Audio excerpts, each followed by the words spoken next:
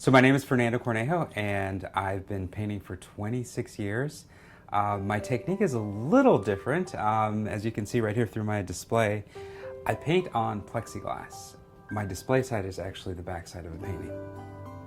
So everything is done in reverse. So as you can see, the way I have my setup is I set my piece down on a block of wood, and when I'm working, I'm actually looking at the mirror, which is giving me the reflection of what's happening on this side. My senior year in college, I used to paint on my desk, and then so I had spilled paint on an overhead transparency, and I thought, oh man, I'll come back and pick it up. And hours later, I came back to pick it up, and as I was looking at it, I flipped it around and I thought, I've got something here.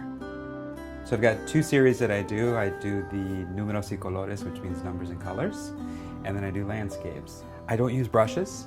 I'll use my fingers, and I'll use a sponge.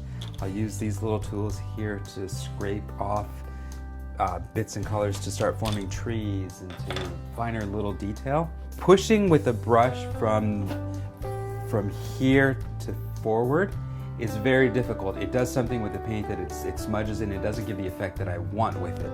And so I've got this technique down that with my thumb, I'm able to actually rub in the paint and gives you more of a smoother texture. I love when folks come into my booth and they talk to me about it. A lot of times I'm listening to conversations as people walk through and they say, oh, these are great photographs. And it's deceiving. And that's when I kind of step in and say, hey, no, actually, I'd love to tell you about my pieces. And that's when I kind of give them the full description of what I'm doing. I paint by memory. I don't paint on site. I come down here to the studio, I turn my music on, and it just, whatever the mood strikes me is the color palette that I'm picking, and that's how I paint.